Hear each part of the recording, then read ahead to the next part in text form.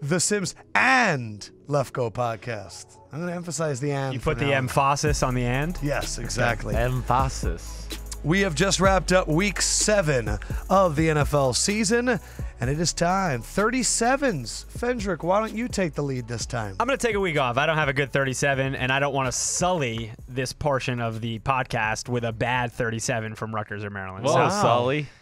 No 37 for me. What do you got for us, Sims? The best 37 of all time in my book is Lester the Molester Hayes. Is that actually his name? That was his nickname, Lester the Molester, yes, because when he bump and run, he put stick 'em all over himself. Yes, you can look it up. I'm right. And he would be all over people. One of the greatest corners in the history of football. Nobody gives him credit for. Now in the Hall of Fame. No, it's crazy. I didn't even realize that. 37, Jordan Richards for, of course, the New England Patriots. Across enough. And, man, I'm really pulling one out of my ass here with this one.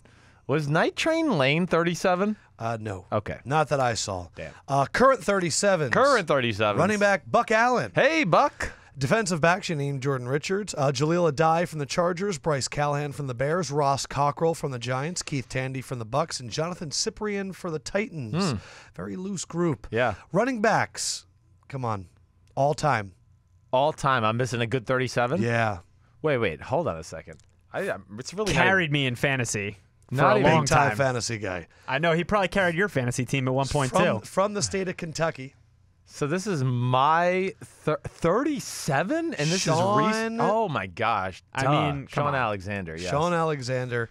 Also, must not be a fantasy guy over here. Yeah, right. Fullback Larry Centers was a 37. Oh yeah, he was a good one. Who compares to Sean Alexander now? His name has come up in this podcast many times. Oh, Sean Alexander now. Pull up the teams. Yeah, he was a rare guy that was big with like quick feet. I'm trying to think of who he would be totally. Jordan Howard-ish, that kind of guy, right?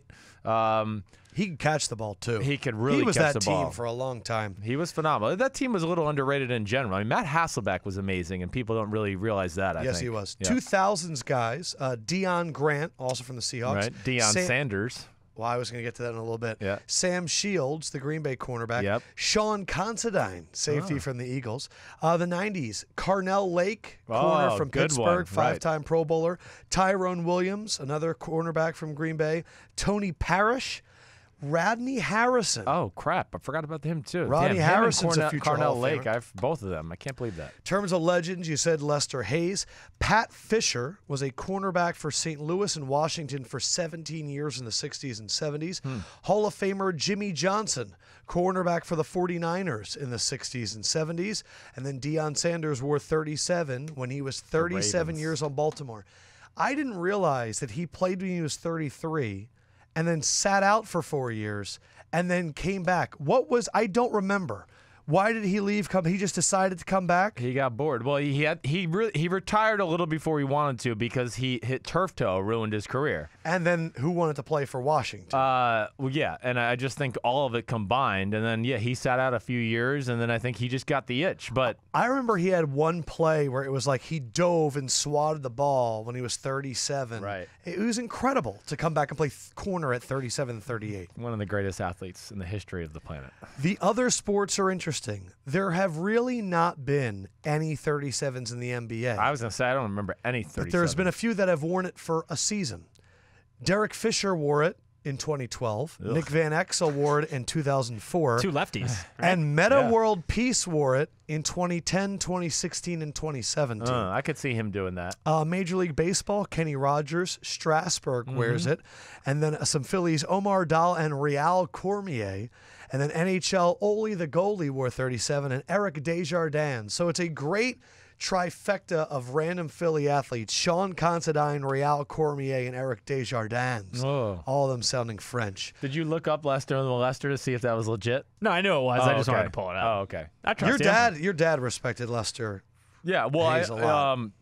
The other guy, Mike Haynes, the coordinator. Yes. That's the guy. The other Mike corner Haynes. on there. That's probably why part of the reason Lester hasn't gotten the Hall of Fame. People gave him most of the credit, which they should have. He was amazing too. So as you heard on the last podcast, Von Miller did not believe that Aaron Rodgers is the greatest quarterback we've ever seen. Cut him out of the podcast. He picked Peyton Manning. He's done. What do you think? What do you think of that whole? It's an interesting comparison between those two. Yeah, Peyton's amazing. I mean, again. Yeah, Peyton was a rare combination of, like, he was Johnny U in this era, right? He was the guy that could, like, coach the team and play quarterback at the same time. So it's a different guy. His skill set's certainly not on the level of Rodgers. Peyton Manning, definitely one of the 5 greatest of all time. I mean, I don't think I could put – I don't think at this point anymore I could put Peyton ahead of Tom Brady, though. I mean, I can't. In their prime, in their absolute primes, maybe I would take Peyton Manning. But the longevity and the consistency of greatness from Brady, you have to take that into play at some point. I will say this about Peyton. He was one of the most enjoyable quarters to watch. Yes. When he would go out there on a Monday night football game and just dissect defense. Yeah, he was surgical. Unbelievable. Surgical. The other thing he said is he is not going to subscribe to beans, not beef. Saying that he's a Texas boy and he needs his meat. Right. Texas, the whole state needs to catch up because all that beef is hurting our country. Sorry. We did have world. We did have people on Twitter asking for your Chipotle order. I gave it out for you. Good. Thank you. Why don't you tell them what you tell the people around the office what you need? 3 to 4 scoops of brown rice. Got to make sure you really ask them to do that because they will ask they protect the brown rice like they're literally growing the rice patties out in the backyard. And I went there yesterday and got your order. Right. And when I said, can I get some extra brown rice? She already gave me the 3 healthy scoops. Oh, and I was like, that's good. That's a good one. That's a good one right there. Yes, then I asked for a small scoop of black beans, grilled veggies on top, and I close it up. No sauce, nothing anymore. I go really no sauce? No. I go medium sauce, lettuce, guac. Yeah, that's a good job. Okay. Our number 2 amendment, though, is Kyle Shanahan is our favorite coach in the NFL. Yes. And what's really funny is I've never seen an 0-6, 0-7. Are they 0-7 now? 0-7. An 0-7 coach get this much love. We talked about the 5 games. Is he still getting love? Well, because the Falcons' offense can't do shit. Oh, right. So now everyone's like, they lost Kyle Shanahan. I saw even an article online that said he was the team MVP last year. I wonder where they got that from. I mean, seriously, who wrote that? Did they say plagiarism from Chris Sims and Adam Lefkoe? Let everyone be a half season behind us. Gosh, damn. But I did say that I'll bring up something about Kyle every week, and we'll continue it. San Francisco, to motivate his team, is bringing up Bill Walsh.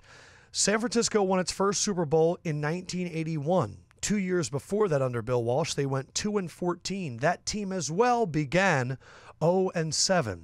Quote from Kyle, I talked to the team about how they didn't just get there in 81. I think they went through a lot of stuff in those 2 years prior to that, some hard work, and they had to grind out and find out the types of people that Coach Walsh wanted on that team. I'd like to feel we're ahead of them. We don't have the record to show for it. So he's using Bill Walsh. Is Kyle becoming the next Bill Walsh? Well, I mean, that's the obvious question. He certainly has a chance to be. I will say that. Yeah, listen, they're in the rebuilding process, period. That's what they are. We knew that. This has been a team that's struggled the last 2 years. I do think, he probably thinks he should have won a game or two, certainly by this point, but they haven't been able to do that. And the only thing I'll say with them is the more the season goes on, if I was going to be critical of one thing, I just wish they would have drafted a quarterback in the top 10. I really do. It would give their base a little bit more hope, I think, in general. But, man, they're so close.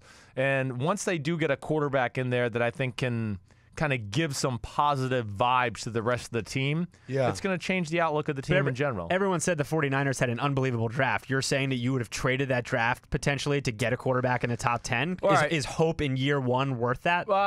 To me, it is, because I would argue that they probably would have a win or two by now if they had a quarterback that could just make 2 or 3 off schedule. Solomon Thomas is good. He's going to be a good player for a long time. He's not a superstar. I mean, which is what you want at 3. Right. Exactly right. I mean, basically, and they were at 2, right? And they traded down. So, yes, he's going to really help them out for a long, long time. But, yes, that and, hey, Reuben Foster added to that is great. No doubt about it. But the problem with Reuben Foster right now is the problem that everybody had coming out in the draft. Injuries. Yeah, he's smaller than Cam Chancellor, and he plays like he's Ray Lewis. So there's an issue there. And he was already banged up. And we're seeing, can he continue to play this style of play and not get hurt? Because I love the way he plays. He's amazing to watch. But when you go, damn, he's 230 pounds, and woof, that was a hit, and woof, that was a hit. Is he really 230? He's 229. I mean, Cam Chancellor's 231. So that's wow. I know. Foster fills out a uniform. I know. Well, he carries himself. He like looks he's cool, and he's exactly proportionate the way you want him to be. Did you say what we have coming up at the end of the podcast yet? End of the podcast. Thank you, Mr. Josh Fendrick. That's what I'm here for. We interview with Todd Gurley. We recorded a little bit earlier, and I'm not going to lie. One of the better phone interviews we've had. He was awesome. Todd Gurley is a character. We talked about whether or not he compares his stats to Melvin Gordon. We talked about his Georgia Bulldogs and how his stadium and his locker room was probably better in college. Right. He further complained about London and its food. What else did he talk? He talked about how he knew immediately that Sean McVay was the dude. Really good interview. Yes, it was. Check that out. Sims. And by the way, as soon as he got on the phone, Sims brought up blowjobs in '69. I just wanted to make sure he felt comfortable. I just wanted to know he could say whatever he wants on this podcast. I always wondered what the PR people are thinking when it comes on. Like, I wonder if they like immediately are like, no, and we're not going to do Sims and Lefkoe again. We're going to cross that out. Been an interesting day for a certain Martavis Bryant. Oh. First little news thing I saw. Don't I have look no it up. idea what's going on. Stop looking it up. Let me just deliver the news to you. Fine. Fuck.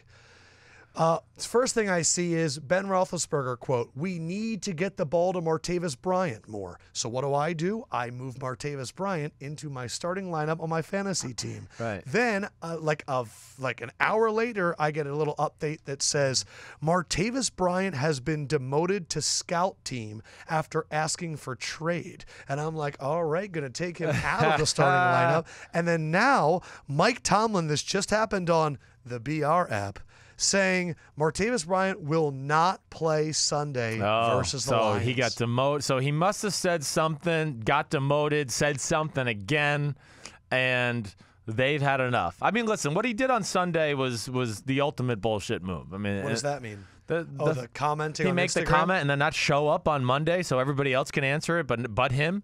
And I mean, this just in, but when you're sick in the NFL, you go to the facility because the doctors are there already and they're free. And you go because they'll give you you don't have to go through the prescription drug thing or anything. So for him to say he was sick and he wasn't there, too, that's bullshit. Throw Is the this challenge how you flag get out. Traded?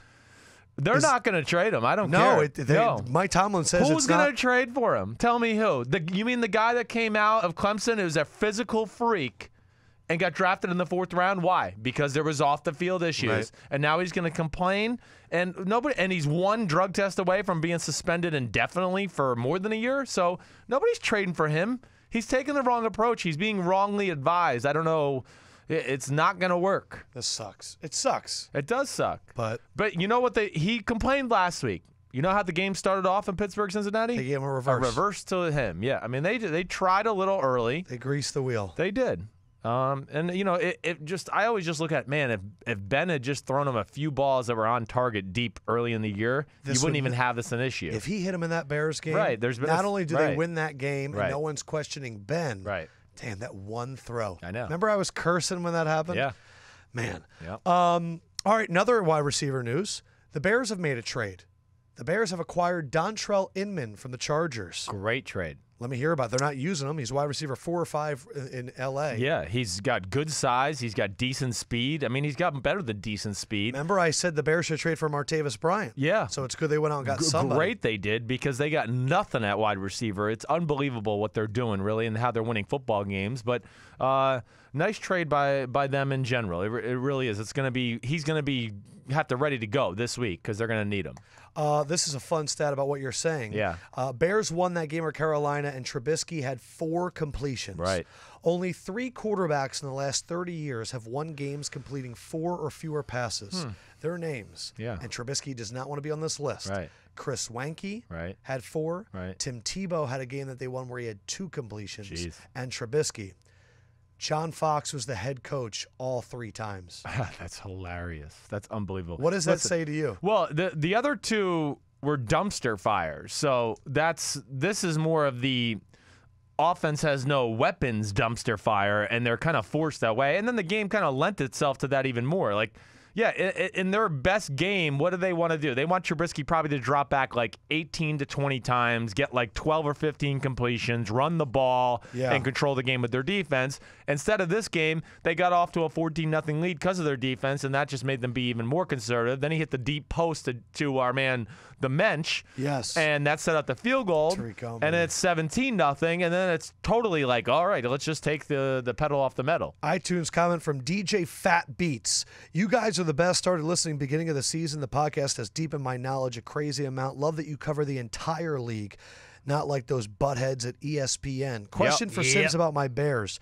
What pieces do you think they need to become true contenders? Obviously, the receiving group is terrible, but you talk about how great the O-line and defensive front seven are all the time. Right. I'm curious how many players you think they need to become a true contender. Is Pace doing a good job thus far? Yes, Pace is doing a good job thus far. I saw Pace at the Notre Dame game this weekend, actually. Him and one of their pro personnel guys, Champ Kelly, who's I got great respect for both of them. But, yes, they are doing a great job. They are not far off. Hey, the hardest thing to do is get the upfront part. And when you've got that, it's easy to start getting the skill guys, whether through free agency or the draft, which I think they'll dabble in both this offseason. And you're going to see them add, I would imagine, 2 or 3 receivers, 2 or 3 what they would call, bargain type deals where they've evaluated them and go, they're better than what people are realizing. And they really got fucked by Kevin White. Yeah, it's killed their team. And then the corner. They need probably 2 or 3 corners just to bolster that side of the ball too. I mean, you talk about, guys like Fuller, hasn't quite worked out to the capacity of which they wanted to be. Amukamara is doing a good job, but those are the last pieces of the puzzle I look at, because the safeties with Eddie Jackson and our man Adrian Amos, they're legit. What's funny about the Bears to me is they have a guy named Cohen and a guy named Goldman. And Goldman is a beast. Goldman is one of the and neither of them are Jewish, like you. Yeah. And Josh. That was uncomfortable. I said Jewish on the podcast. All the shit I say, but I said. No, I was going to say, what is the Yiddish word for someone that's Jewish? The Yiddish word? Yeah. Like neither of them are. I don't know. Damn, you guys are horrible in religion. Yeah, we just said Jewish. My grandma. It's not a part of our religion. Yeah, get out of here, Sim. Okay. Get out of here. We're going to talk Bears in a little bit. Goldman deserves a lot. I mean, and we're going to talk about that game. Okay. Just some other moves. Dwight Freeney to the Seahawks. Good job. Is that one spin move a game? Well, it's 15 pass rushes a game, which they need. I really thought going back to that that documentary that was on Amazon with the Arizona Cardinals, it really was incredible to watch Dwight Freeney's impact on the young pass rushers when they would show him in the room. Right. And they would show how he would teach them how to set up moves and how he would teach them, look, if you're going to go, then you got to hit him with the move. There was one where he cooked food for everybody. He just seems to be a great guy to have in the locker room. And it really is a testament to when you have a freakish level ability at something, whether it's speed, whether it's strength, it will last the test of time. And I mean, to be playing at this age and to still be a speed rusher is wild. Well, I don't really know why he was on a squad already. It made me realize, like, Vernon Davis. Right. Like, I'm watching Vernon Davis, and I go, oh, shit. When he came out, he's a top 7 pick with a freakish ability. These are the guys that, even if it doesn't click early on in their pointing, they will be the dudes in this 13, 14-year career because their bodies can last. They'll eventually bring it back. Yes. As long as they get comfortable within the game, you're right, and stay healthy through those points where they're maybe not as great as we thought they would be. Their careers, it's always the freaks that last the longest. And Freeney is one of the freakiest guys we've seen. Vernon Davis, I mean, what was he running 4.4, the 6th pick of the draft? I think he ran a 4.36 or 7. But yeah, Freeney is, they didn't need him in Atlanta this year, so I understand that because they bolstered their D-line. But I really am shocked that he's lasted this long out there on the street. In reaction to that, Simeon Rice, your boy, 43 years old. Right. Quote, if the Bucs call me, I will come back this year and show them how to get it done. He actually tweeted that, and he added the hashtag stop playing and call the unstoppable Simeon Rice, which is a really long hashtag. That's so pimp right there. But you know Simeon. That's him. That's what we call him. He was a physical freak. He was. Except he was buried on the Arizona Cardinals for the better part of the 90s, and people didn't realize he was so good. Do you think he can make a comeback? Absolutely not. Absolutely he's 43? Yes. 43 years old. No way. But he Tom was, Brady's going to play until he's 43. He was amazing. Yeah, well, there's a little difference between quarterback and having to rely on your arm being able to throw the ball hard as compared to being a defensive lineman and still having to hold up against 330-pound guys. Simeon, definitely one of the, again, most naturally freakiest built guys I was ever around. One of the hardest workers I was ever around. Yeah. I mean, I've told you about Simeon, right, before. Simeon, again, You told us that you looked at his game check. I did look at his game check, pissed him off too, and we used to call him what Pimpin'. about hard work? But hard work. You called him Pippin or Pimpin'. Pimpin'? Pimpin', because he walked through the locker room like, hey, I'm here, don't worry, guys, and he'd have like a cool hat on. Where did he go to college? He's Illinois. He's a Chicago guy. So interesting. yes, he's totally. That was his style. I'm picturing him wearing a fur coat. Oh, or just like a cool hat, Like and, a fedora? Hey, what's up? Say, what's up, Pimpin'? That's how he talked to you. What Yeah? Yeah, what's up? So Pimpin'? you had him, Sapp, and Derek Brooks. Right, and Rondé Barber, and John Lynch. I wish Yeah. people could see how Sims is rolling his shoulders Yeah. when he Hey, impersonates. hey. And in his chest would be sticking out. But man, Simeon Rice didn't have to practice on Wednesdays, Lefkoe. He got the day off. Him because- alone. Just him alone. This is what happens when you're a superstar, because he wanted that day to be his training day. He wanted to train. So he'd tell Gruden, I don't want to practice. I'm going to sit on the sidelines and watch. This is like what Odell talked about. And after the practice, you're going to see me go through a workout regimen that you will not see anybody in football. And he was right. He would go out of practice and Would you guys watch? Would you? I mean, we'd go into meetings, we'd come back out, and he had meetings too, but he'd come back out and he would start like a legit warm up, go on the field, running like legit sprints in 3-point stands, parachutes on his back, pulling sleds, squatting 400 pounds, bench all on the field? No, I mean all the running okay. stuff. But he'd do a legit run workout to work on his explosiveness and all that. Did you guys ever watch it? Oh, I was always a late in the day workout guy because I didn't want to lift weights before I had to go throw, right? Right. So it would be me and him in the weight room, and I used to love it. It was our bonding time. I mean, we should probably get him on this. We do need to have him on. But Oh, yeah. by the way. Because he loved me because I would lift weights as a quarterback. And I mean, people's reaction to Drew Brees lifting weights. People Right. love when quarterbacks lift yeah, weights. like I would squat and I'd put 315 on the bar. I'd do it for like box squats for like 5 or 6. And like he'd be jump on a box? No, not jump. Like just like my butt down to Gotcha. the box and pop back up. And he would come over and be like, "Oh, okay, it's like that. Okay, I see your quarterback." That's awesome. Yeah. By the way, coming up in the Todd Gurley interview, talking about what it's like to watch Aaron Donald work out. It's fucking That was great. cool. Yeah. By the way, so Sim, speaking of the Seahawks where Dwight Freeney went, Right. someone sent me a picture Yeah. of where every major publication has the Seahawks ranked.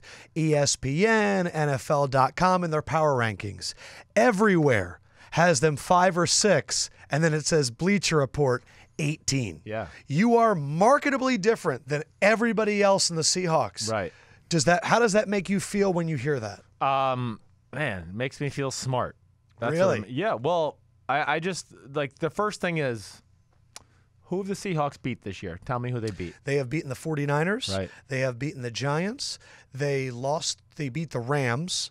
So that's 3. How many wins do they have right now? 4. And who's the other one? I'm One of the worst teams in football.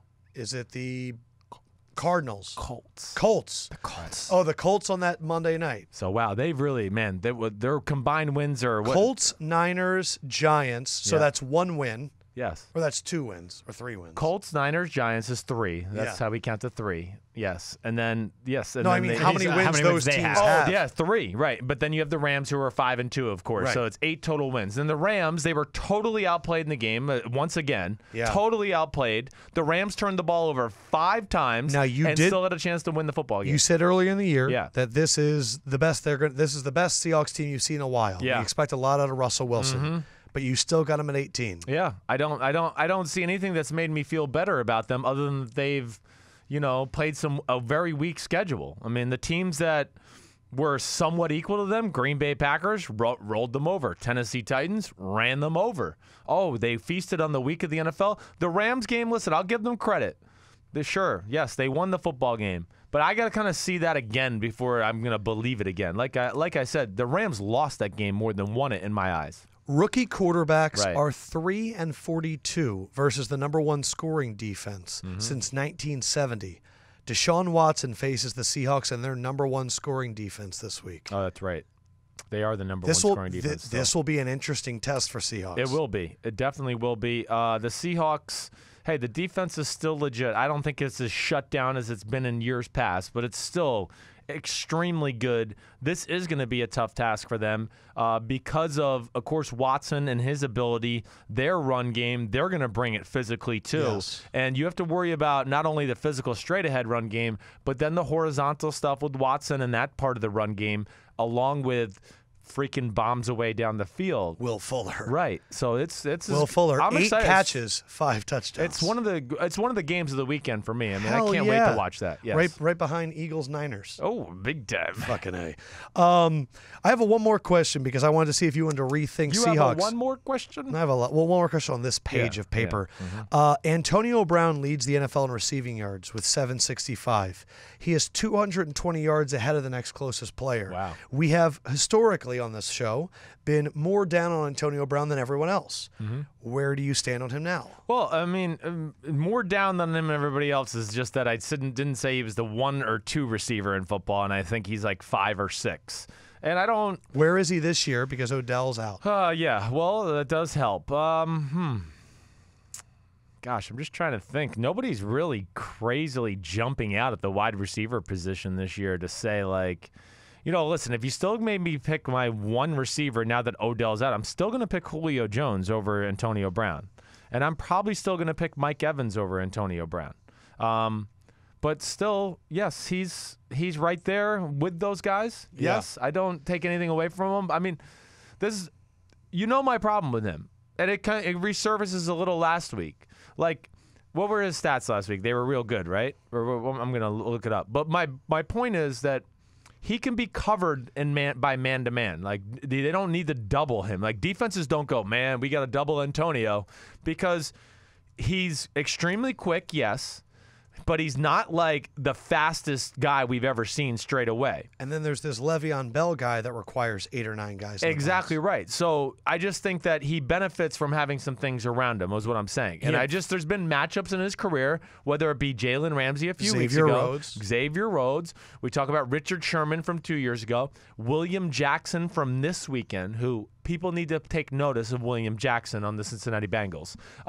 But they, like William Jackson, when he got man-to-man situations against him, he covered him, period. Like, it wasn't like, oh gosh, like when other teams don't even do that to Odell Beckham Jr. or Julio Jones. I guess the thing about it, what were you going to say about 4 for 65 and a touchdown. 65, right. So, okay, there you go. And for a defense that plays single safety almost the whole game. Yeah, the one thing I'll say about Antonio, man, is he reliable. He's amazing. And for a small guy, he's unbelievable at catching 50-50 balls down the field. He really is. And he's a great route runner, and he's fearless. And you really don't ever see him drop the ball. I know people think I don't like Antonio. It's just, no, I just don't think he's like the 1 or 2 receiver in football. I think he's like 5 or 6. So a few weeks ago, I said that Carson Wentz was a top 5 quarterback. And now, all of a sudden, everyone is starting to believe it. Yeah. But I also realized something in that performance on Monday, which was fucking incredible. Yes. Whether it was his scramble, whether it was his deep passes that people were questioning back in the day, Carson Wentz is here. He's controlling the ball at the line of scrimmage. He's calling plays. Yeah. He's going to the coaches and instituting his old playbook, and he has and he's audibling. It's amazing. Right. But what I realized is that this Eagles team might not only be the team of destiny, which is what it's feeling like right now, and you did say that last week, but I also believe they are truly America's team. And I understand that Dallas has owned that moniker for a really long time.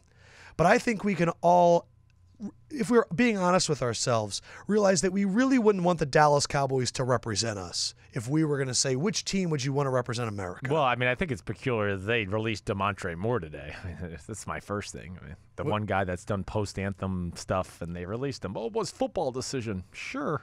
So they can't seem to respect their players. Right. They have players that have had issues with steroids and drugs. This isn't the entire team, but they've had those issues. Right. Maybe that exemplifies America this day and age. You know what? Maybe it does. But I think if America wants to go by a certain team, I think that team should be the Eagles. I don't know if you saw the story before the game, but Carson Wentz and this little 9-year-old kid who recently passed away, known as the Dutch Destroyer, and he wears a bracelet on his wrist to honor him every single game, and he brought him around. He brought a lot of life into him. Or maybe it's the fact that Malcolm Jenkins is a leader in fighting for players' rights and civil rights and has become a voice that is representing all of the players in the NFL to the owners, and the owners have given him a lot of respect. Right. Or how about there's Chris Long, who's one of the first white players to put his hand there in support and has also donated every single game check to promote education. Or maybe it's the fact that John Dorenbos, the long snapper that was traded to New Orleans, and they discovered that he had a heart failure and he could have died, but being traded is what saved his life. Or maybe it's the rookie kicker named Jake Elliott who hit the 61-yard field goal and brought tears to his parents' eyes and was shared all over the place. Maybe it's Nelson Aguilar and the fact that this guy has rebuilt himself under his own image. Or the fact that I've never in my life seen a scene like I did Monday night when Jason Peters was hurt and the team all came out, and at that moment I realized, holy shit, this is a team. What about your crowd when that happened? The whole crowd. Jason Peters. That's what's cool about Philly. And Dorenbos was on America's Got Talent. And Dorenbos was He's a freaking magician. What was the name of the show? America's Got Talent. America has talent. And America has the Philadelphia Eagles. And all I'm saying is I'm not going to start talking about how it's going to go and wins and losses.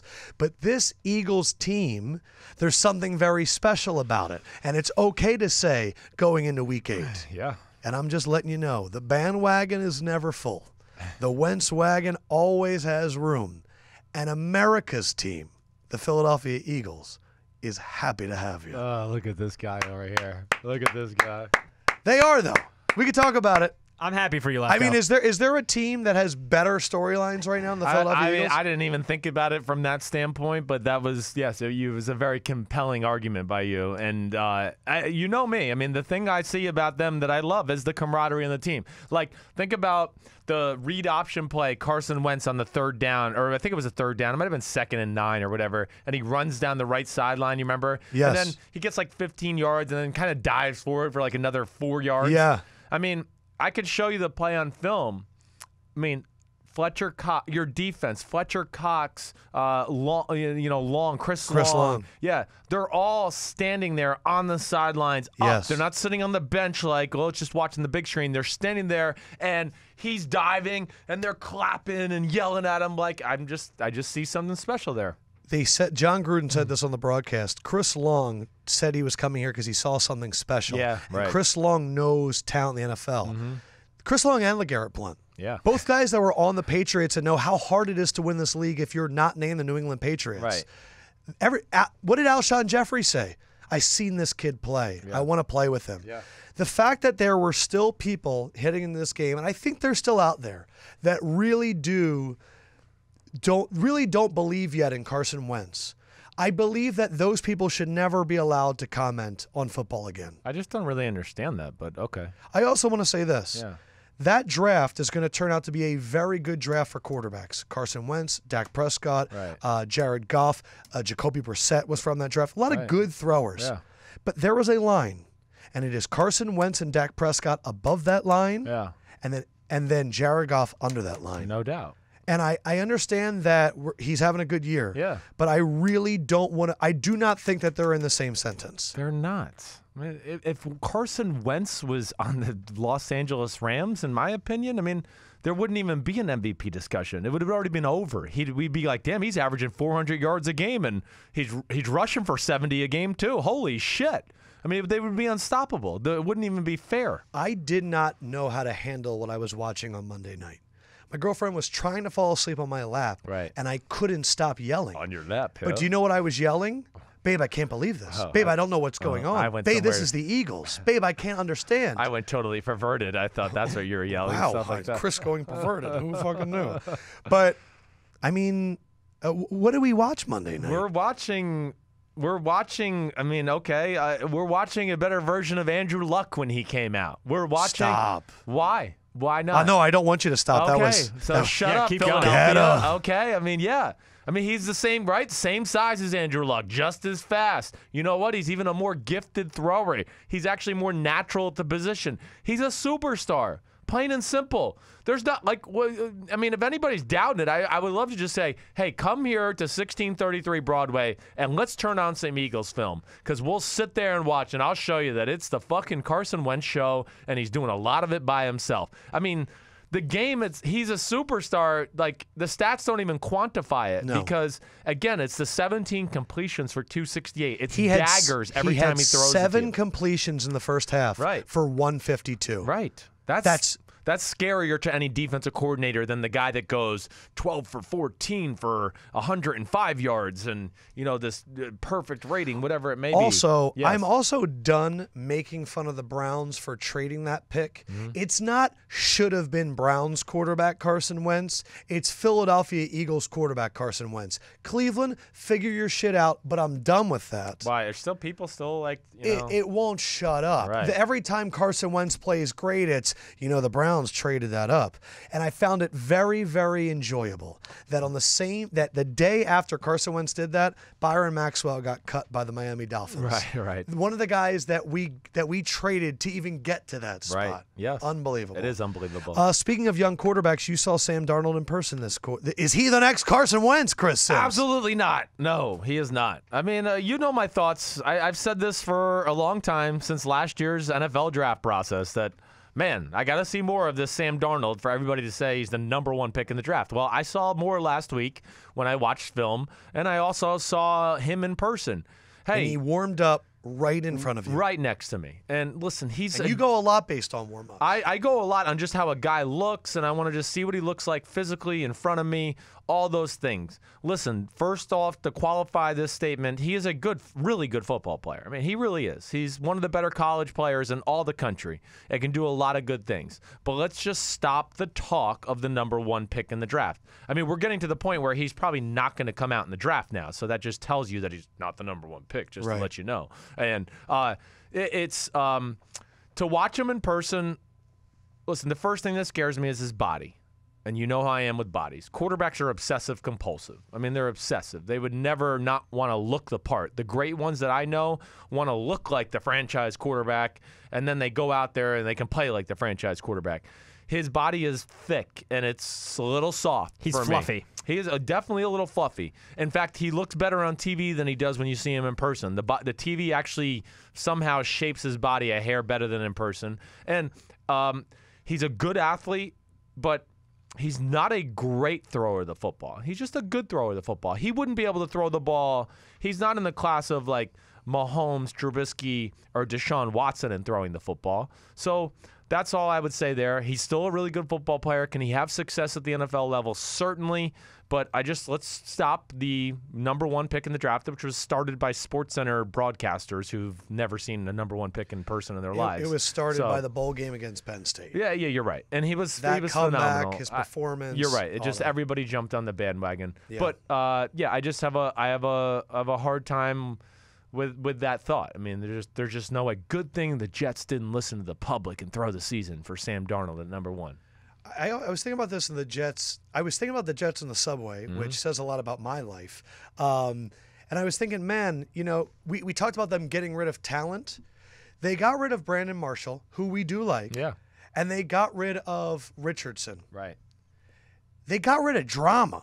Yes, they did. Like, they didn't say, we're going to pick a side. We're going to go Richardson. No, we're going to go. No, they got rid of both motherfuckers.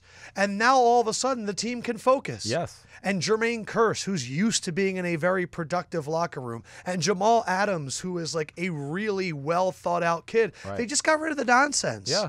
And McCown is a no-nonsense guy. Yes. It's good. Yes. Sometimes you got to do this. Sometimes you can reset the culture. No doubt. And the last thing about the Darnold thing, just to say that, like the Darnold thing, you know my line there. Like, I've never seen an NFL quarterback with that motion who was a really big-time NFL quarterback. It's a little Tebow-ish. It's a little Blake Bortles-ish. Now, he's better than them at throwing the ball. Don't get me. I'm just saying that type of motion And when I bring up Byron Leftwich, you say, well, Byron Leftwich had a cannon. He had a cannon, but I still wouldn't classify him as a great thrower. I would not. Right. I mean, he would miss too many guaranteed slam dunk NFL completions for my money, too. All right, so it is time to reset our culture and bring in Big Phil. So, Nick, if you wouldn't mind giving old Big Phil a call.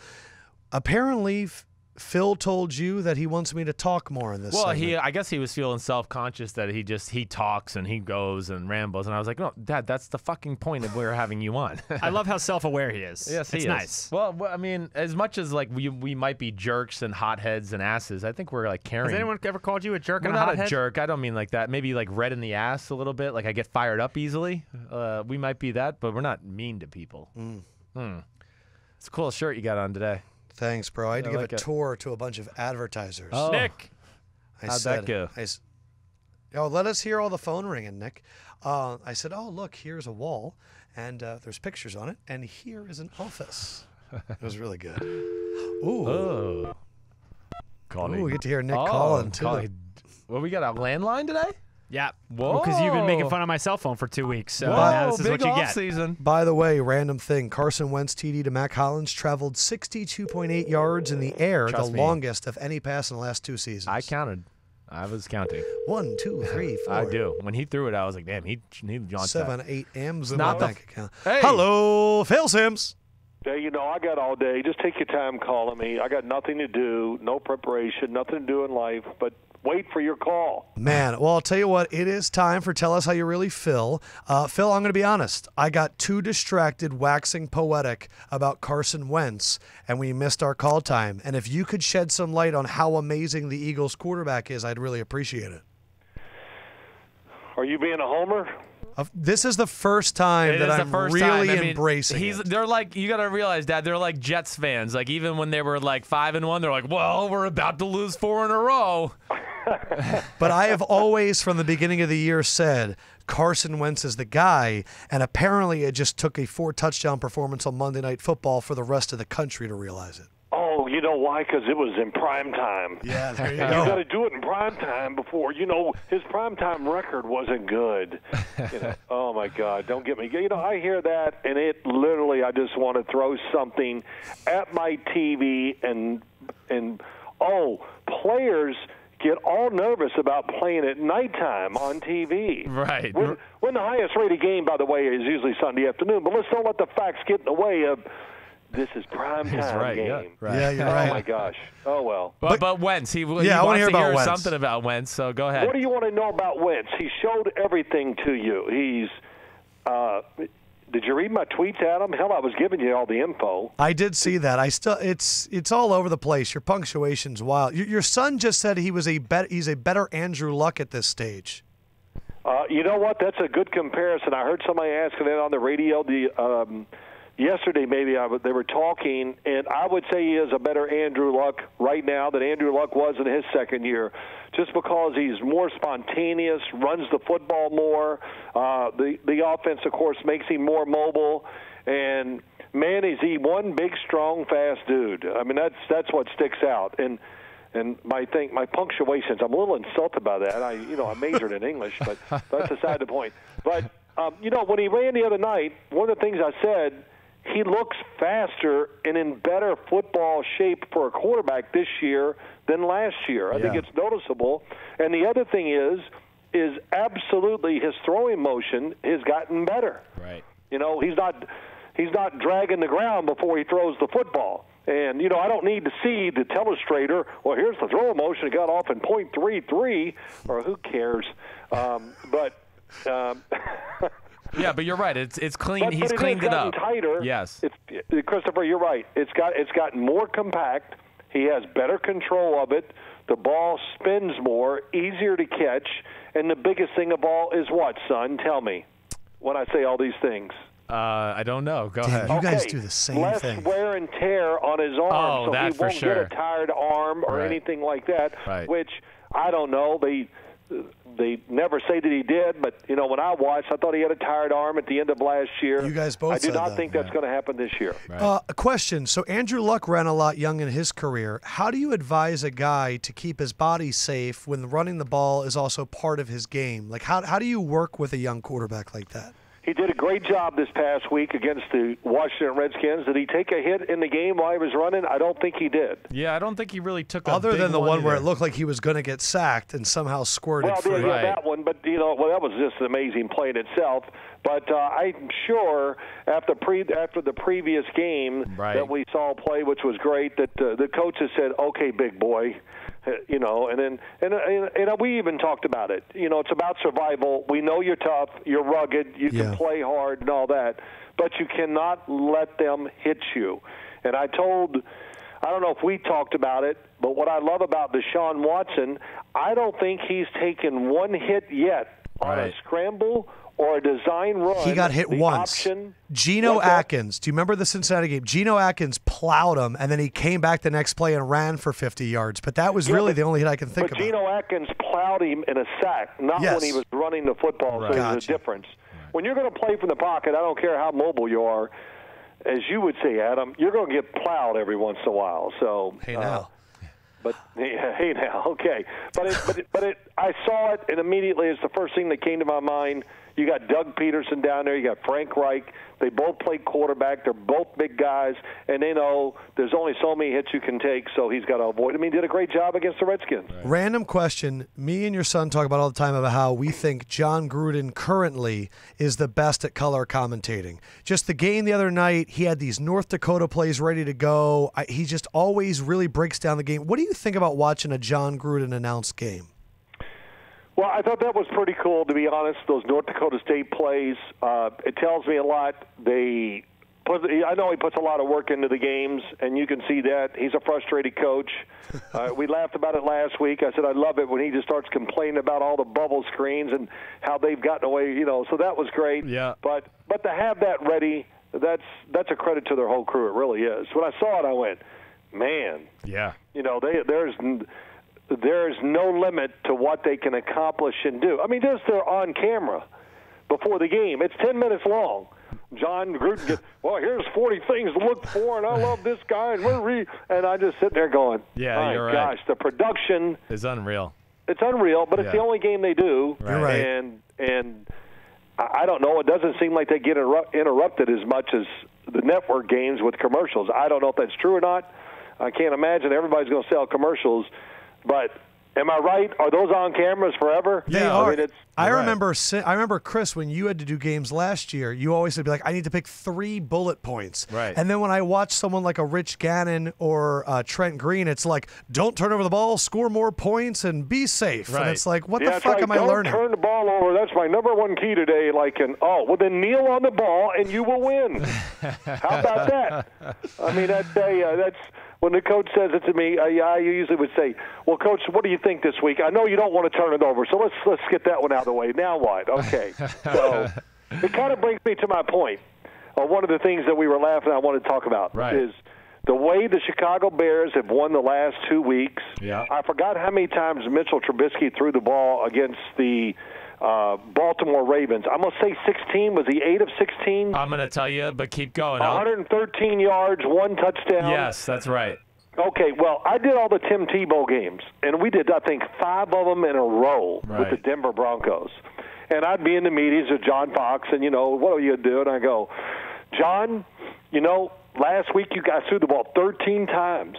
If you can get it under 10, I like your chances to win. And he, it ain't that hoarse voice. Yeah, I thought it'd be great if we could just get the. I mean, that's John Fox, and I say this with admiration, and because he knows, and he did an unbelievable thing the last couple of weeks of managing the game. There's Carolina. He's got them. He gets the turnovers for touchdowns, and he says, to heck with it. They're going to have to make me play. And Carolina never able to produce points or to put the Chicago Bears offense in a situation where they had to come out and play. Don't you think I thought it was genius. I really did. It is genius. I mean, there's a part of me when I watched that game going, Carolina, this is what you should do more of. Bingo. Right. That would be the other point. They could have won the game 9-6 if they really wanted to, but I guess they want to put up offensive points and look that way. I don't know. Somebody complained to me maybe Sunday night, and I said, did they win or did they lose? And they go, I said, the idea is to win. Right. And now Mitchell Trubisky, as the starting quarterback, has won 2 in a row. Right. And probably should have beat Minnesota if they didn't have so many penalties early in the game. Yeah. So you can build on that. Let him get in there slowly. It's not going to, well, you got to let him throw to build his confidence up. Oh, my gosh. I'm sure he's destroyed. Pull the trigger now because of that. That's another overused cliche. But towards the end of that game, when they did attempt a couple throws, we were watching them going, if he throws crazy, and Trubisky could not pull the trigger because he understood the big picture. And unless everybody falls down on defense, just go ahead and take the sack or try to run. Yeah, he's been great at taking care of the ball. Okay, the other team we got to talk about, I mean, the Saints. I mean, talk about them a little bit because they're, in my book, they're one of the 10 best teams in football, top 8, really. I mean, but nobody's really talking about what they're doing. What jumps out to you about them? Well, their defense, first and foremost, boy, I touted all off-season or during the preseason. And then you, listen, of course, my son and I talk, and I said to him, man, after 2 weeks, they go, I'm going to stop. That's it. No more preseason evaluations. We said this last week. Yeah. But now they've got it lined up. That is, in my 3 of these 4 games that they've won, their defense has not really made a mistake. I just watched the Green Bay game this weekend, or just today, organized, the rush, everything. And I don't know, maybe just because it's Carolina and A.J. Klein, he looks like, Luke Kuechly out there. So who? I didn't know he was this good. And it's tremendous just to watch. And, of course, they hit on 2 draft picks, Marshawn Lattimore and, Kamara. I'm drawing a blank on the Alvin Kamara. On the safety, Williams. Oh, Marcus Williams, too. Yes, right. So they got him. Right. And it's just it's all fitting together. Dennis Allen is a good defensive coordinator. I'm sure he was talked to by Sean Peyton. Hey, after the first 2 games, let's settle down here a little. This is not run and shoot defense. Right. They were just doing everything. Guys were running free. They're physical. And what gets lost about the Saints always, everybody just thinks it's Drew Brees, throw the ball, this. But when they're successful, they run the ball. And think of their last playoff run. What did they do when they beat Adam, how did they beat the Philadelphia Eagles and Chip Kelly in that game in Philadelphia? It was a lot of running. A lot of running. Yeah. And then they went to Seattle. I can remember it. I'm going, man, this is a knockdown, drag-out game with Seattle. Right. The Saints were plowing it up in there, and I said, this is going to come to the wire. And then I think Drew Brees had a football tipped or whatever, and then you know how once you make that one mistake out there, especially then against Seattle, it was over. And that was one of the Beastquake games. That was the Beastquake game. Right. So, all right, that was a good one. All right. What else you want to know? What else can I teach you young fellas about the game of sport and football? I got one more for you. I hear that you think Pittsburgh learned something from the AFC Championship game last year. Well, I hope so. And, yeah, if you want to beat it used to be design your team to win your division. But you can't be that narrow-sighted anymore. You got to design your team to win it all, especially when you're in a situation like the Pittsburgh Steelers. And after that game up in New England, it probably wasn't – it was closer than we probably realized because Ben Roethlisberger had some passes that were dropped that really could have changed the game. But if you're the Steelers and their defense, were you embarrassed when that game was over? You should have been. You had to be. Right. I mean, they're dropping back in zone and just completely losing sight of what they were supposed to do, even doing that. So this offseason, I followed them. I read these articles. I try to read between the lines, and we see the difference. They reshaped the defense.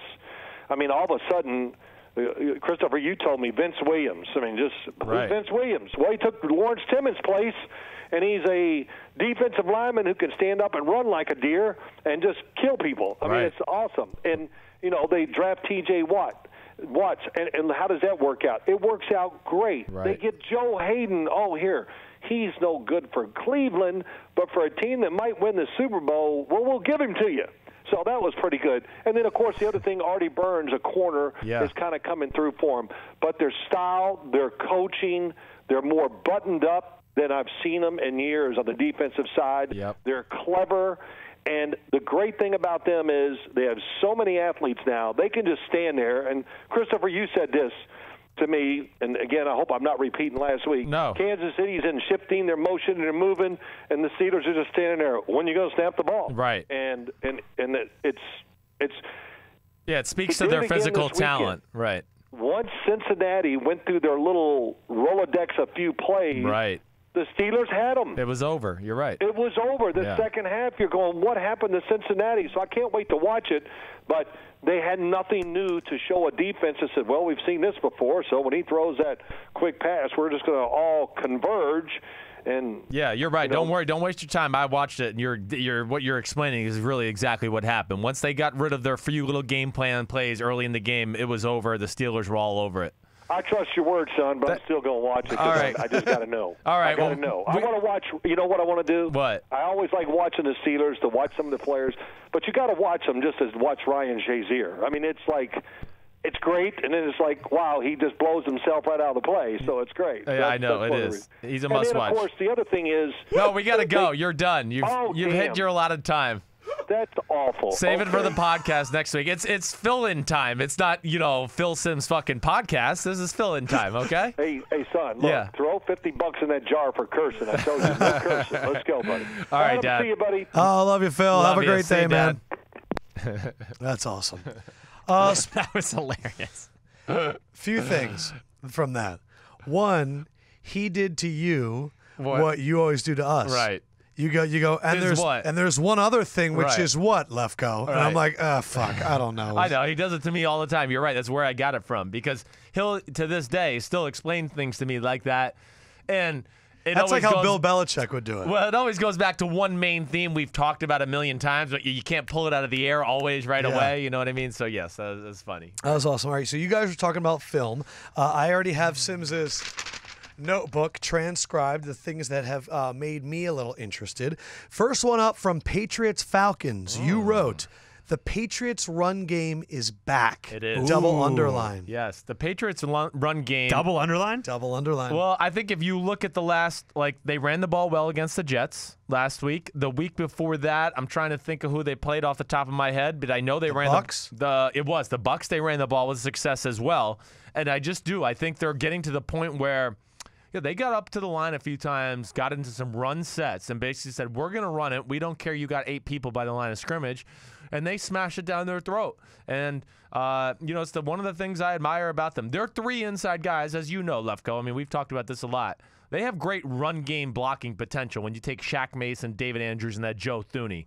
There's not too many people in football that are going to give them a tough time up front. Right. And, they were legit. And I feel like, again, they're a better, I think, running football team than we've seen the past few years. I really do. Who's going to be their main back? It looks like it's more Gillisley and Burkhead when they want to run the ball traditional Lewis style. Has been used a lot. Yeah, lately. so when they want to do traditional run, it's going to be Gillisley, Burkhead. When they want to get in their shotgun package and then maybe catch you off track there with the run game, it's more going to be the Deion Lewis, James White show. Packers Saints. Yes. You wrote the Packers are just not used to playing this style with powers and counters, and maybe they should run Hundley more. They may have to go total college on them. I think so. I don't know if they have the pass offense to schematically just do a whole lot. I mean, it's what we've complained about forever, right? It's just Rodgers making it happen. Their run team, their run game, they're not used to being a run game team. That's not what they've done. I mean, to me, it almost looks like in some of the run plays, I was like, damn, these linemen are used to catching and pass blocking so much. It almost looks like that in the run game. They're not even used to let's fire off the ball and smash people and pull guards around it. That's not what they've done the last few years. So yes, I look at it from that standpoint and go, it's not in their DNA. Can they acquire that and get better at that? Certainly, but I think for the meantime, they got to use everything they got. And Hundley can run. How in trouble are the Packers? I just don't see it because their one elite thing is gone. And their second elite thing was pass protection.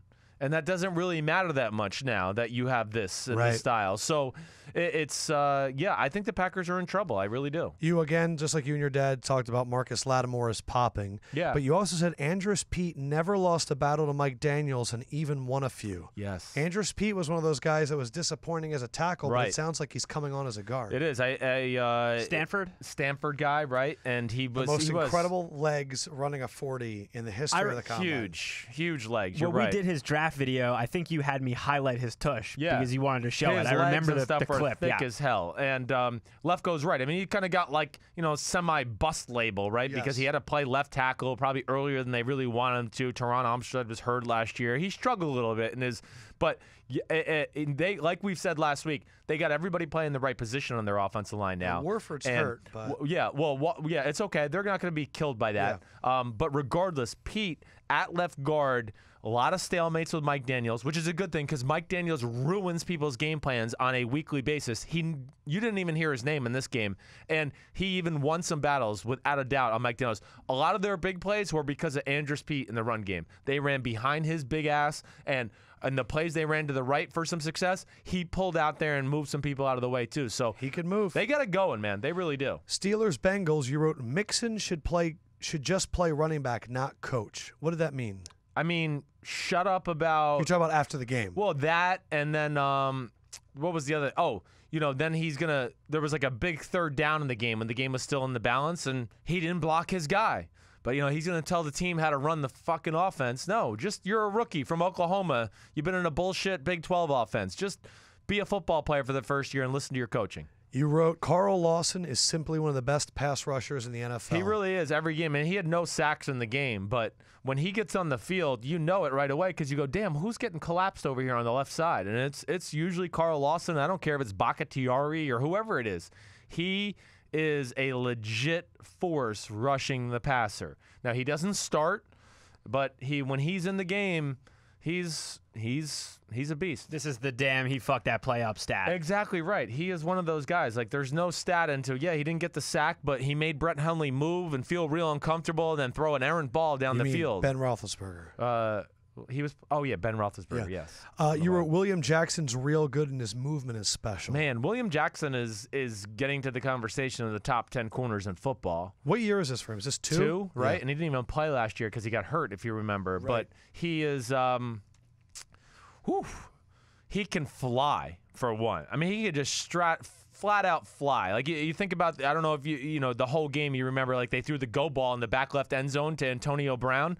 It was him man-to-man on Antonio. He, literally was beat and caught up so fast, ran by Antonio, and then had to basically reach around Antonio to get behind him because the ball was behind him. But, yes, that, and then for a guy that's got, I think he's 6 foot, 6'1", his change of direction skills they're amazing. They're scary. Big Ben threw an out route on him early in the game, and it's a pick 6. Big Ben luckily threw it high. I think he deliberately threw it high. But he was covering Antonio, he was covering Martavis, and he saw Martavis kind of break down, and man, he stuck his foot in the ground, and he was looking for the ball before Martavis turned around to even look for it. TJ Watt, really impressive all game, has no weakness. No weakness at all. Yes, I was going to say I sit there all game and go, oh, wow, he's amazing. This is Khalil Mack and coming around the edge, but there's never a point where I go, ooh, he's overmatched, or ooh, he can't do this. They can't ask him to do that. That him and Bud Dupree are the unsung heroes on that little defense, and then the man Hilton, 31, who I've told you about. Panthers, Bears. Trubisky is a great deep ball thrower. He is. He's extremely good. I mean, all we've really seen is those kind of throws from him to this point, but we saw it all preseason. We've seen it a little in the Baltimore game, and then he had really one chance to throw a deep ball. It was Tariq Cohen who running a corner post, at the receiver position.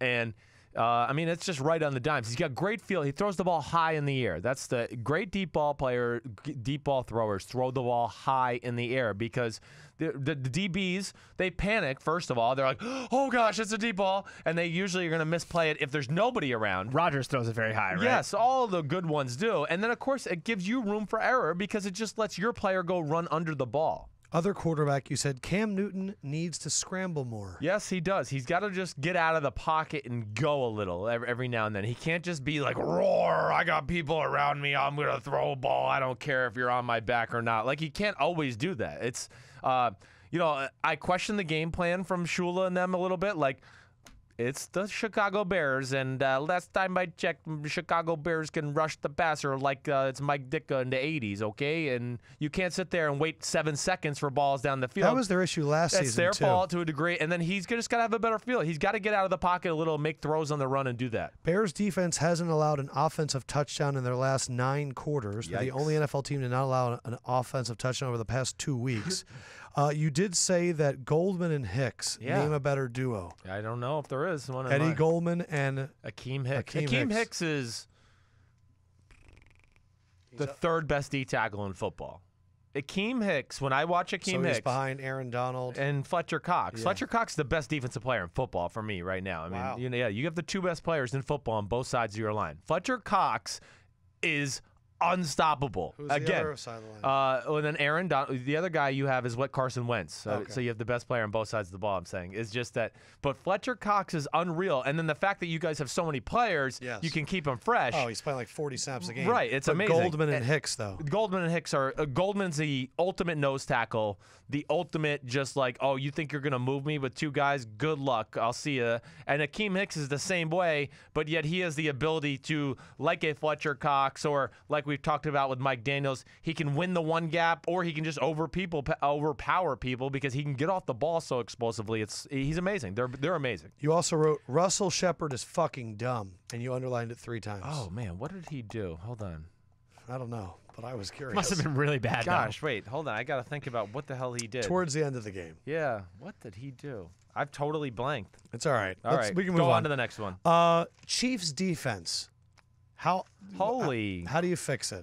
They have to do more. That would be my one thing with them on that side of the ball. They play 3 coverages. I mean, they play 3 coverages, and they don't even hide the fact of the 3 they're going to play. Like, it's one thing to be simple, but disguise it.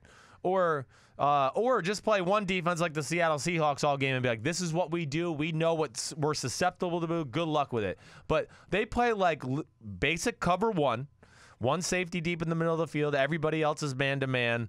They play basic cover to 3, or they play 2-man, which is man-to-man underneath and 2 deep safeties behind it. They don't disguise it. They do nothing different. And, their defense is embarrassing at this point for the talent level they have. I mean, no sacks, no quarterback pressures, basically. I don't know what the official stat was, but they weren't by Derek Carr much. And, I mean, it's just the quarterback. If I was playing quarterback against the Kansas City Chiefs, only thing I would be worried about is Marcus Peters jumping a pass. Other than that, I'm like, I know what coverage they're in. There's nothing really to worry about. I'm going to dice them up. Speaking about defenses, Jaguars defense, what did you see on film against the Colts? The Jaguars defense, first of all, it wasn't as amazing on film as like I thought keeping an eye on it in the game. Right.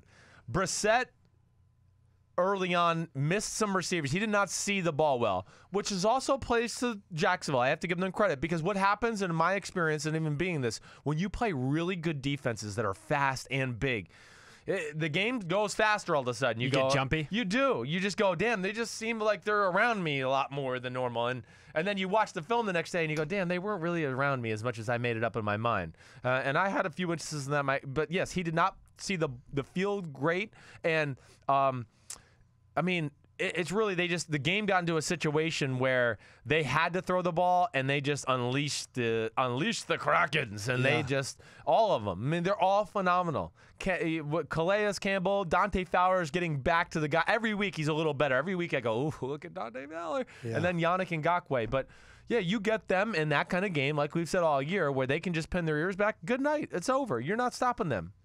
We did have an iTunes comment. What the hell did I say about Russell Shepard? Hey, isn't that on the offensive coordinator or the head coach that when the quarterback comes off the field and he's clearly jumpy, like shouldn't they be telling him to slow down? Somebody's got to be there to just calm him down. You know, also it's a great point by you. It's also something they have to find a way to what are our 10 plays we've designed for the week where the quarterback doesn't have to think and we can just get him a completion. And those are the first 10 plays? Yeah, or just even just go plays to it you have, right, when you need them. Like whether it be a screen play or I've designed this and I know I can get 10 yards from the tight end from this. All those type of things. Like you got to have those core plays every now and then against those great defenses just to make the quarterback feel comfortable. Because then it's either a completion or it's incomplete. Yes. And all he does is just throw it. Are you sure I said Shepard? Check the next page. Okay. Look for the triple underline. But yes, I know.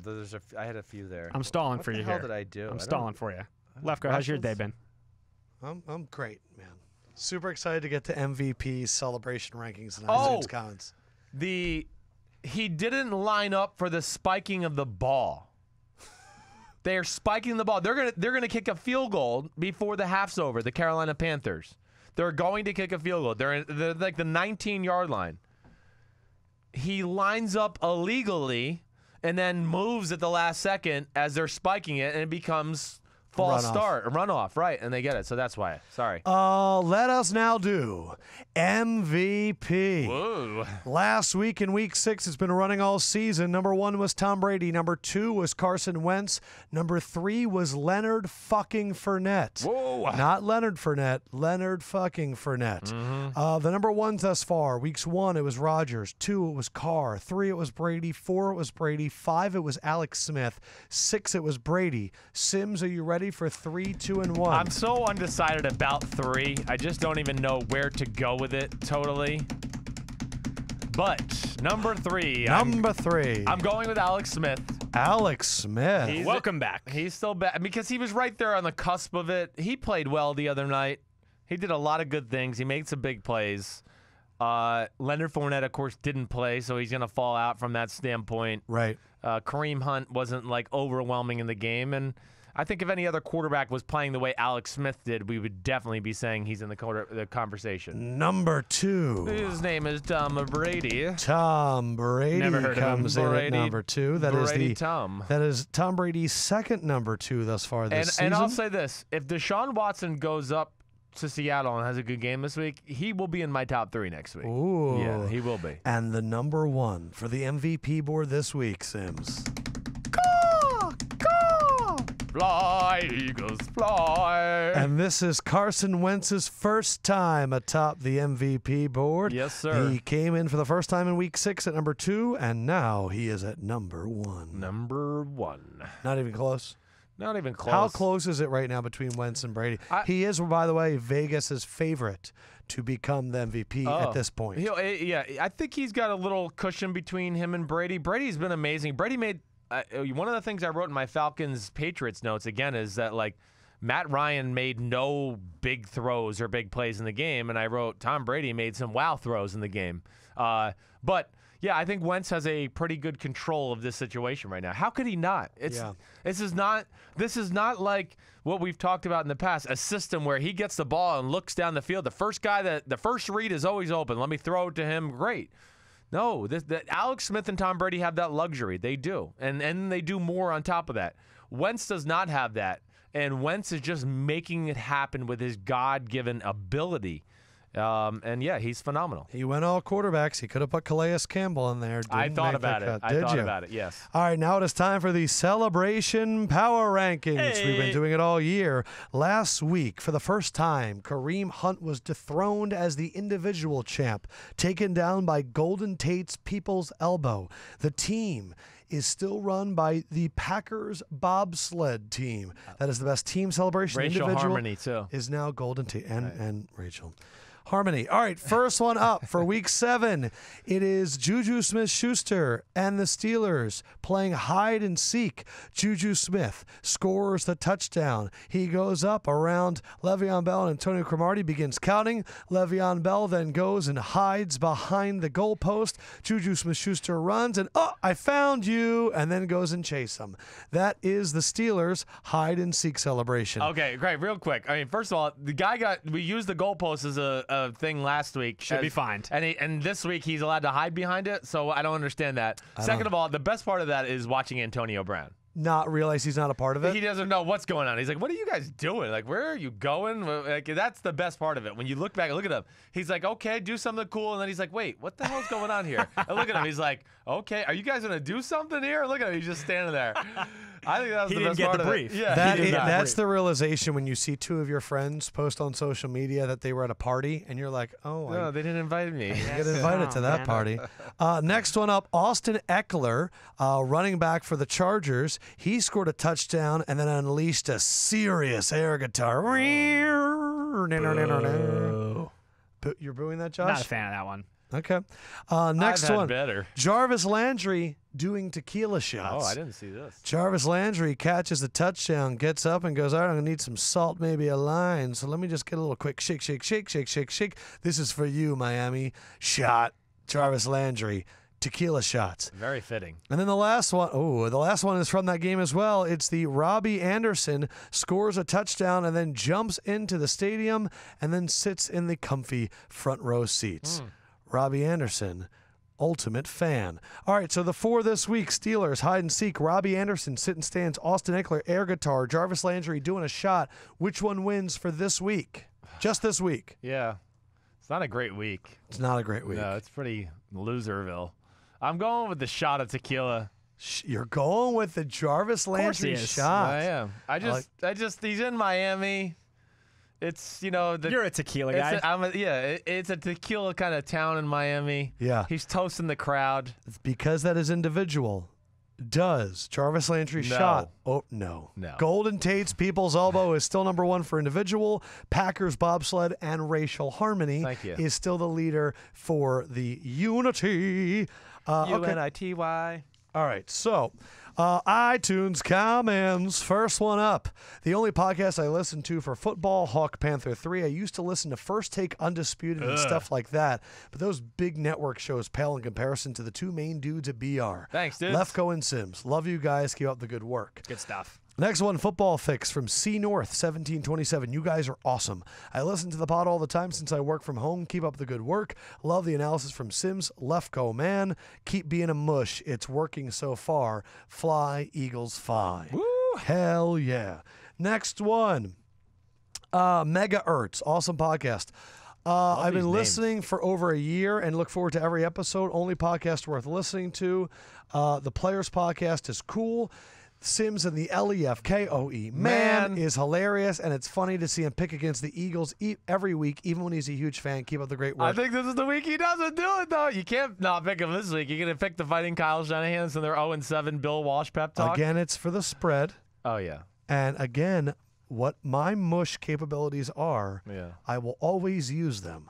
If it means giving a game back to you every week, I will do that. The mush. I don't think he really wants to do that. I don't want to at all. VVVV FVS XX MHD Sunday setup. Can you please stop betting on the Niners so we can win a game?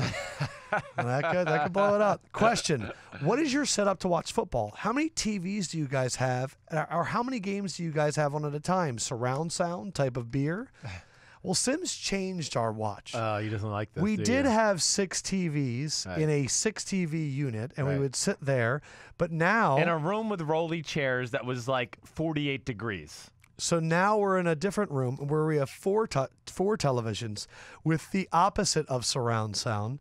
You can barely hear it, and we have 2 laptops in which we're one using Sims's Direct TV. Right. Because you thought 6 TVs was too distracting. Too much. I didn't like our setting, for one. And, I feel like I can actually see more with the 4. I'd rather watch the 4 main focal ones and not be distracted by the other 2 that we just put on because it was the top 6 games of the day, and then really have no feel for the other 4 that I wanted to focus on. So, I wanted to go with those 4. And then I feel like we see enough highlights from those 4 games of the other games on the TV to where it does it. Are you mad at me for doing that? No, I could tell fine. a little resentment. No, it's fine. Really, it's better because otherwise I was focusing for fantasy reasons, and then I get really distracted. Oh, my gosh. Shut the fuck J-Boo wins 28. Great podcast. GOAT podcast. I need Sims's thoughts on Vernon Hargreaves. Tampa media is destroying him because of the cushion he gives receivers. Mike Smith gives him the freedom to play off or press, but still plays off a majority of the time. What are your thoughts on the situation and Hargreaves as a player? I still think Hargreaves is a really good football player. I don't think this is a great defense. I think he's in a tough spot a little bit because they don't do a lot on the defensive side of the ball, especially coverage-wise. It's very simple. And then you add that to the fact of, oh, yeah, we don't have a great pass rush. That is really scary as a DB. And Spence is now on the IR. Right. So that's scary. They're bringing back Darryl Tapp. And, you can't get up in a receiver's face every play all game long unless you're playing certain schemes. Like Seattle can do that because he's really like Richard Sherman and Jalen Ramsey. They don't have to worry about like following guys across the field and doing stuff. When I watched Hargreaves this year, the thing that's going to kill me is I feel like he's getting bodied by receivers, he like getting pushed around. And I know that he was smaller in stature, but he seems really tiny. He plays tiny. I mean, you're right. He does. There's no other way to put it. I would say there's the things that's bothering people, and I didn't watch last week's game yet, so I didn't get there yet. But the thing that's going to bother people about him is it's when the 3rd and 5, 3rd and 4, and he's playing 8 yards playing off. 6 or 7 yards off. That's when I watch it and go like, what the hell? Like, why are we doing that? Giles, 1994. I still think he has ability though. Oh yeah, great podcast. Which you talked about the Texans more. Question: what do you think the Texans will do with the Dwayne Brown situation? Well, he's back now. Also, Survivor kids should try watching Big Brother instead of Survivor. I've never given Big Brother a shot. I'm committed to Survivor. I only have so much room in my week for weird reality television, and Survivor is my show. And you also have to watch Superstore. Right, I got to watch Superstore too. So yeah, TV viewing time is limited. Sims, what do you think the show Superstore is about? Superstore? Yeah, what do you think it's about? Fedrick watches it every week. I'm guessing it's a good show. It's a store that's really big and has everything, and you got to keep people coming in there to buy stuff. I don't know. It's The Office, but set in a made-up Walmart. So it's a show called Cloud9. I was picturing a Walmart type store. But, it's very funny. So it's an actual show like that, though. Okay, it's not like a reality show. No. It's a comedy. Gotcha. We talked a little bit about Dwayne Brown and his impact coming back right away. You think he plays in Seattle this week? No, I don't. And if I was them, really, I wouldn't play him at all. I wouldn't play him, period. I'd make him Ever? Not until somebody got hurt. You're the backup. You didn't want to be here. We're doing fine without you right now. We have it going. Until they feel like, wow, we're totally inept on the front side of the ball. I am a believer in, like, don't mess up with what you got right now. And he hasn't been around. He's not going to be the Dwayne Brown we saw, when he's healthy. It is an adjustment. He is a freak of nature, don't get me wrong. But, I would not start him this week. So Chris Clark strained his calf against the Browns. Okay. Didn't practice this week. Okay. If Houston was forced to play without Clark and Brown, they would have to start either Kendall Lamb or Julian Davenport. So that's the question. If Clark is hurt, then you're going to have to just make a decision on Dwayne Brown and exactly where he is, and if you think he can physically do that right away. And again, like I said, there's certain guys in the NFL that can, like Aaron Donald, they don't need practice, and it's the first game back, and they can dominate. He quite possibly could be that guy, but we're not there for practice. I don't know. I didn't realize that about Clark, though. That's big. Jay Monkfish, expert analysis that works. They say what they want, how they want, and never bring attention to themselves. And it's like they're there. Things. Blah, blah, blah. 5 stars for them putting it all out there, even though they go on pretty bad losing streaks. I've learned more about football in the last year. Blah, blah, blah, blah, blah. -1 star because their political rants make me wish they'd pass the turkey, but +1 star for not backing down and instead moving the Trump and beans to the end. Lefkoe is a hardworking enthusiast who keeps it together. Sims is an experienced white boy supreme who can recall facts and figures faster than he can filter them out. I'm engaged. Quick question. My coworkers are convinced that Vegas can make anything happen. Has Sims ever been bribed? Never. Have you ever been approached? Never. No, it's just, I mean, I don't think that can happen in the NFL. I don't know. I mean, I guess, of course it can happen, but they're moving to Vegas. I know, and that's scary, certainly. But you would need the whole team on board. Yeah, like one player can't control the game. No, exactly right. I mean, he could certainly help by screwing the game up or doing something like that. But did you watch The Replacements? They were in that kicker's head, and I mean, he controlled the fate, and he decided to boot in that long field goal. You know, I never watched that movie. I don't watch stupid football movies like The Program or that. The Program is not a stupid football movie. Such a caricature. Yes, exactly. You ever watch Remember the Titans? Yeah, great movie. Good one. Great you ever watch The Longest Yard? Great movie. You ever watch Any Given Sunday? I've watched it. It's kind of like a caricature again. Willie Beeman.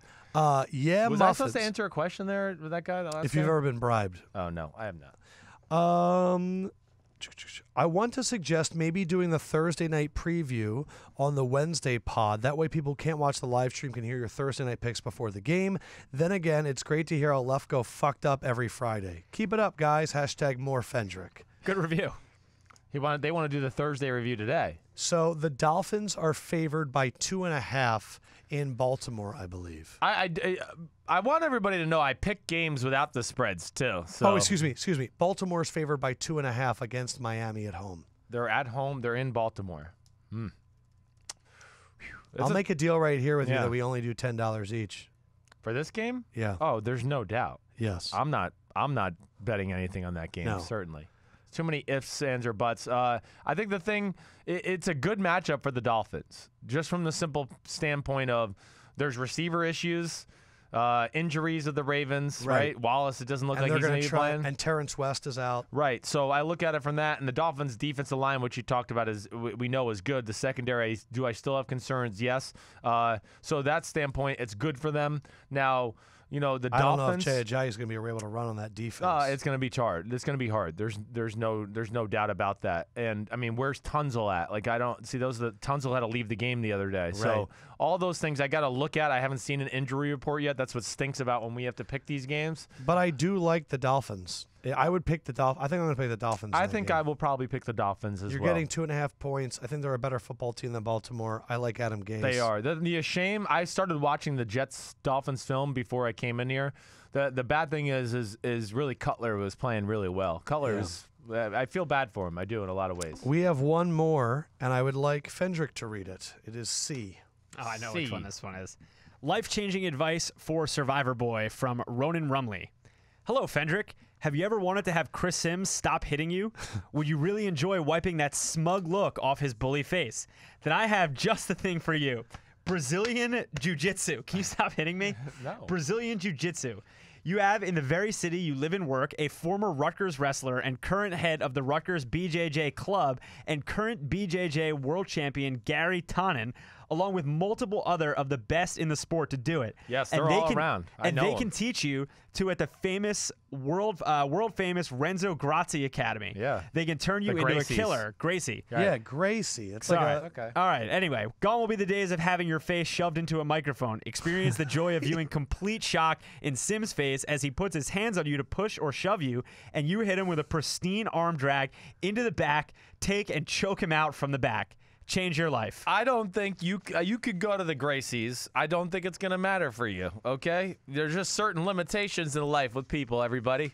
And he can learn all the moves he wants. I just don't think he's got he might put me in some kind of hold, but I'm going to be like, oh, sorry, it doesn't really matter. So you believe if you were facing a smaller, weaker person that was expertly trained in jiu-jitsu. I mean, if it's like we're talking like smaller, weaker, like Josh, I'm going to be fine. Josh's body type. But if we're talking like a guy that's like 5'9", 190 and like kind of rocked up, then I might be in trouble. If Josh took 10 years of Brazilian jiu-jitsu. Man, and he just kept this body frame right here. Sims knows my personality too well too. I'm not a fighter. I don't want to get in the ring. So Josh, are you gonna go? I've been around with those guys. Though. I might. I used to train at the place I trained in Jersey, the Gracie family. A lot of them, Hoyce, Roger, Hodger. because the R's are silent. But yes, they're great people. There is really something to that, and there's something to it. I mean, a lot of NFL defensive linemen and offensive linemen take those type of classes because the hand fighting and all that is really, and a lot of it's about using craft. People's momentum against them, yes. which is amazing for line play. Right, it is. All right, that's it. That was a fun one. That's it. That was a fun one. This might be the longest podcast ever, by the way, because we're about to put Gurley on the back. All right, shit. coming up next, it's going to be Todd Gurley. So let's go to that right now. Here's Todd.